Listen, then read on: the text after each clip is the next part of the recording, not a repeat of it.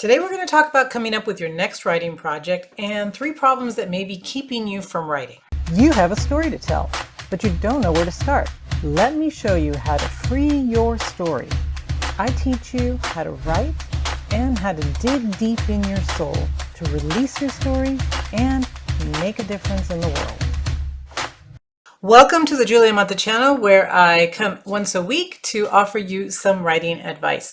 So today we're going to be talking about coming up with another story or the next writing project. So assuming that you are writing and that or maybe you're not writing, maybe this is your very first project, but coming up with the next project. So there are 3 problems that I find that writers sometimes face. And so what I'm going to talk about are those 3 problems and then offer you 3 solutions. So the first problem is one that only published authors may have, but even if you're not a published author, you will probably experience this in the future. So it's good to hear it. So the first problem is being stuck with the previous book. So if you have just finished a book, you know that the next step after publishing, once the book is released, is going out and promoting your book. So you are mentally done with the book, you're ready to move on to something else, but you are still sort of stuck with that previous book because now you need to do the promotion. You're done with it, but your readers are not. Your readers are still just finding out about the book. You're just releasing the book. So it's you need to talk about it, you need to write about it, you need to promote it, you need to still stick with that book. And yet mentally you want to move on to something else. So published authors need to learn how to do both. They need to learn how to move on to the next project, start writing and plotting out the next story while still promoting the new book, right? The book that has just been released. So that's the first problem. We'll talk about the solution here in a few minutes. The second problem, sort of related, is just and this does not have to be published authors, but all writers that seem to be stuck with the previous book. So not that it's finished and it's in its promotion time. It's just that mentally you're still living with those characters. You're so used to, right? We get up every day whenever we write, and we come to our computer, we sit down, and we are living with those characters. They're a part of our life. We're used to writing about what happens to them next, and then writing the next scene and thinking about it, and just having these characters occupy so much of our mind that they're part of our life, part of our family almost, right? And being able to let them go and know that, okay, now we're no longer going to be dealing with these characters. It doesn't, we're no longer writing about them. We're no longer thinking about them. The story is over, right?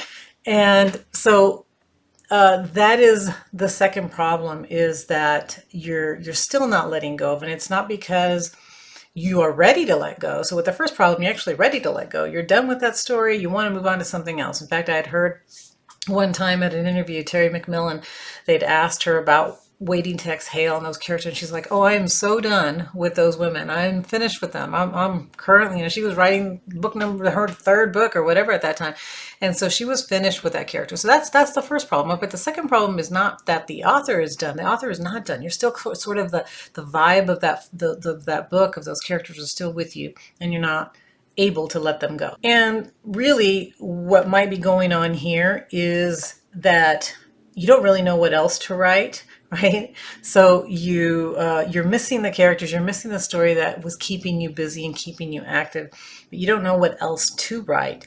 And so it's sort of a mechanism to kind of stick with the previous story, right? No, I still miss those characters. I still want to write about those characters, but it isn't because so much that you miss them, but you're not ready to create a new story yet. And the third problem is that you actually have tons of ideas, right? You have all kinds of ideas in your mind that you're thinking of. And really, this is the most common. Most writers have so many thoughts, so many ideas. They don't really know which one to choose. So they're kind of stuck. They might start a story and then think, no, it's not really working, and then start a new story, and then start a 3rd story, and they've got all these ideas that they want to work on, and they don't have the time, right? So this is one of the problems. It's like, how do I choose my next story when I have so many stories and they all seem good and I'm really excited about all of them, but I don't know which one to choose. I don't know which one's going to be the most interesting for me. I don't know which one's going to be the most interesting for my readers. So kind of stuck with indecision here. How do I choose the best story? So let's talk about the solution for the first problem. The first problem, again, is that you are finished writing your book and now it's time to promote the book, but you really are eager to get on with the next project, but you still are stuck, at least time-wise, promoting your story that you just wrote. And the reason that this is what this is really a time problem, right? Yeah, as a writer, we have to keep writing. We have to write our next story. However, we also have to promote our previous story, and so we only have so much time. So whatever your job is, your regular job, right? Whether you're a parent or you're an Uber driver or whatever you are, right? You go and do your job and you come back and you only have however many hours you have in your day for your writing. It might be 2 hours, might be 4 hours, whatever you have.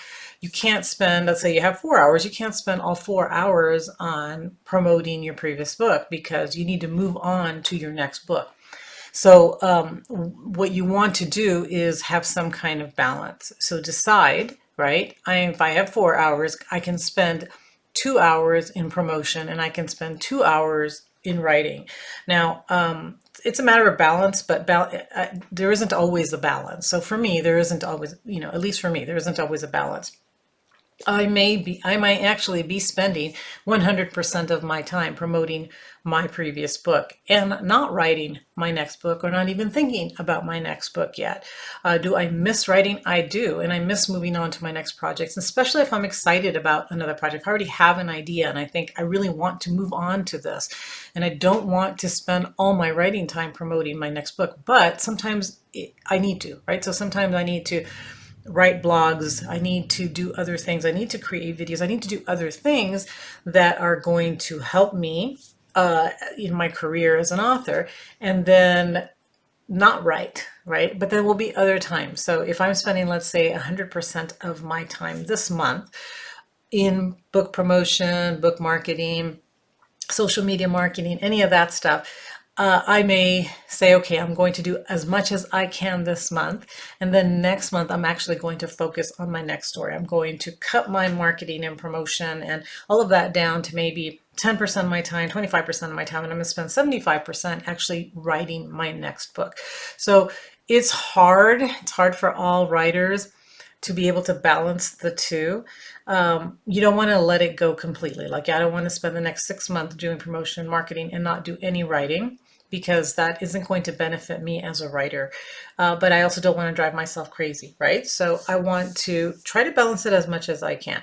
And so I would say, don't stress yourself out. If you need to spend some time with your previous book, making sure readers know that it's there, then do it, because otherwise you just spent whatever time it took you to write that book and nobody's reading it, right? So you have to do it. But you also, so do it without worrying about not writing your next book. And then as soon as you can, start devoting more time. So maybe cutting back a little bit at a time.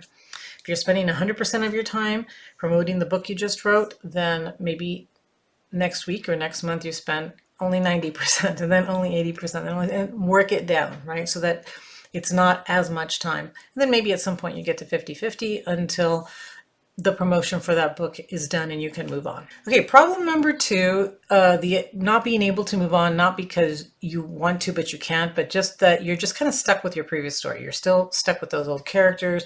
You're not really thinking of a new story. Even every time you sit down to write, you're kind of still wishing you could write your previous book or wishing you could spend time with your previous characters, and nothing new is really coming to you.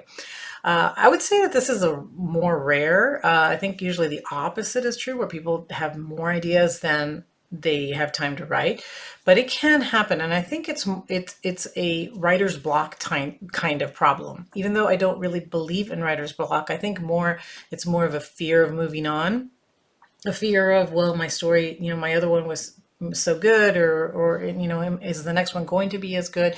There's some kind of fear. There's something that is keeping you from actually thinking of a new story. Or maybe you put so much energy and so much of yourself, right? Because each story just kind of zaps our energy in a way. And maybe you that last book really zapped a lot of your energy and you need to have some time to just to refill, right? Refill your energy, refill your creativity. So that might be something that you do is you actually step away from writing for just a little while and do something that's interesting, something that's creative, but that's not writing. And that might help to increase maybe that creativity and bring some ideas up in your mind, where if you're sitting at the computer, it's a lot harder, right, to sit and think of an idea because you are, again, thinking of your previous story, or just so stressed because you're not thinking of an idea. So moving away from that, maybe taking a painting class, taking a walk, going to do some gardening, doing something else that is creative, that is interesting to you, and not putting that pressure of writing every time you sit down at the computer. Another solution is to write something, write anything. It doesn't matter what you're writing, honestly, just anything, because once that flow starts, your brain will start to be creative again, right? So write something else, write something that's maybe not even in your genre, write a journal, write something different to start those ideas, to get that flow going again. So I suggest actually getting away from where you normally write and, go to a coffee shop, go on that hike, find a nice big rock and take a piece of, a notepad, a journal, a pen, or take your laptop and just sit outside and start to write. Write anything. Here are some ideas on what you might want to write about. Write down what you're interested in reading. Okay, so after I've finished a book, a lot of times I do read, but I don't read maybe the type of writing that I'm writing. So I'll give myself this opportunity. So I have a list of books, and after I'm finished, as a reward, I will say, okay, I'm going to get to read this book. So maybe write down just a list of books that you would like to read, types of book that you'd like to read, something that's interesting, that's exciting.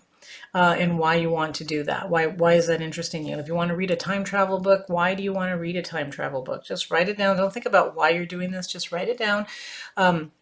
It's going to actually help you to be a little more creative, and it's also going to help you to maybe pop some ideas into your mind. Okay, like, whoa, why am I interested in time travel all of a sudden? Why is it that I want to read it? Maybe you really just want to read it, but maybe there is something inside you that wants to move in that direction. Maybe you would like to write the next story, might want to have some element of time travel in it. Okay, so you don't know, but it doesn't matter right now. You just want to write down, like, what is it that you might be interested in reading for the next day or week. And don't stop at one. Just write down a whole list. Like I want to read. I want to read a book that's a historical book set in the United States. I want to read a time travel book. I want to read a book. I just want to read a sweet romance. I want to read I don't know, whatever it is, right? So you want to have a whole list of things. There might be some specific titles, so you might actually have a to be read pile. We all do. What are those books? What are the titles of those books? What are those stories about?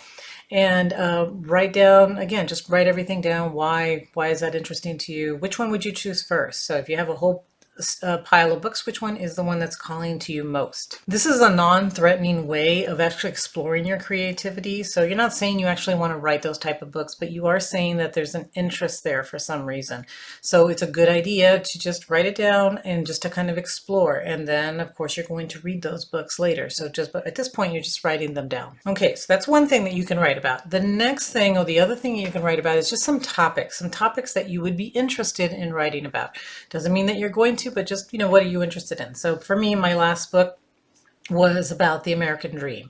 And I really enjoyed it. I thought it was really great to write a book that was sort of patriotic in a way, about somebody, about the couple coming to the United States and searching for their American dream. I had a really good time writing that, and I really did like it. So might I actually want to stick with that topic? Maybe I might want to write another story with patriotic elements in it. Maybe something inspirational, and not like religious inspirational, but not really that out either. Just whatever, right? So I'm just going to write down, maybe I want to write another book that is patriotic. Maybe I want to write another book that has more historical elements. Maybe I don't want to write those type of books at all. Maybe I want to write something completely different. Maybe I want to, and actually I think I do, is want to write a Christmas story. So last Christmas, I was seeing a lot of Christmas books being released, and I thought, I don't have a book that's a Christmas story. Maybe I might want to write one. So I'm going to write down all these topics. And again, I'm not judging them. I may not write anything of that sort, but I'm just writing down topics that sound interesting to me. Okay, the next type of list that you might write down is a list of themes that interest you. So when I look back at my books, so both my Laura Rios books and my Julia Amante books, when I look at the themes that seem to come up again and again and again, there are themes of identity, of being able to find out who you are and being true to yourself. And that a lot of times we create our own identity. We're not really defined by what society thinks we should be or who we should be, but that we determine that on our own, right? By our interests and what we love and what we value. So that is a theme that I've noticed in my own books. Would I want to write another book with that theme? Maybe not. What are some other themes that are interesting to me that I like? So writing down those themes, things that are based, maybe what is it that you value? What is it that interests you? What is it that you're afraid of? It might help you to come up with an idea. And so again, you're just writing down like interesting themes. I love this theme. Or maybe in one of the books that you read, you see a theme that's like, oh, wow, I really love this theme about whatever. Then write that down, because that might be a theme that you might be interested in exploring as well. Okay, and the next thing is to take those themes, maybe the ones that are most interesting to you or all of them that you wrote down, and think of events that would prove those themes.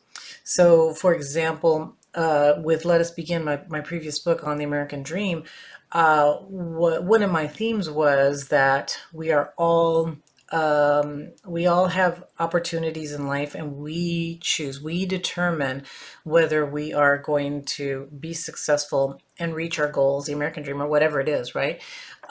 We do that, we determine that. So I had to create events and scenes that would prove that theme in a way, right? So I gave the character opportunities for him to reach the American dream, and I gave him, and I had to show that some opportunities he took and he succeeded, some opportunities he did not take advantage of, and therefore it made him actually move away from his American dream and his goals. So what does this show? It shows that we all determine, right? We determine whether we're going to be successful. We determine whether we are going to achieve our goals based on how we choose to take advantage of opportunities. The opportunities are there. We just have to be able to take advantage of them. And so I had to create scenes and situations that would prove my theme is true, because of course, if you have a theme, you want to prove that your theme is true. So what are some, take those themes that you wrote down and say, okay, what could I write that would prove that this theme is true? And so kind of quickly write down some of those scenes, because those may be scenes that you use. They may also be scenes that you come back to. So you may not actually use those scenes, or you may use something completely different, right? So you may think, well, actually, all the themes, all the scenes that I'm thinking of are not proving my theme. They're actually proving the opposite. So maybe you would rewrite your theme. But just writing a list of themes and then actually going through and writing possible scenes that could prove that theme correctly. Again, we'll start to get those creative juices flowing and have you just start writing. And all this time you've been writing, right? You've been writing all these things. You've been writing these lists. And so mentally, you're no longer with your previous story. You're already thinking of your future possible stories. So it helps, kind of tricking your mind into moving on to something else. Okay, the third problem is having too many ideas, having too many choices. And this is one that most writers have, right? We have too many ideas and we can't develop them all. We have to actually make a decision and we have to choose. And sometimes that tends to be difficult. And so the solution for this, again, are multiple steps. But there was actually a study that there are personality types. There are some people that make decisions more quickly. Okay, and there are some who don't, who just have a difficult time. And it was people who are ambitious, actually more critical and but persistent, that can make decisions faster. I'm not sure why. I have to go back to the study, but I think it was because they're able to eliminate things quickly. So they judge things quickly. Yes, it's good. This is not, and then they're very persistent at just finding what they want.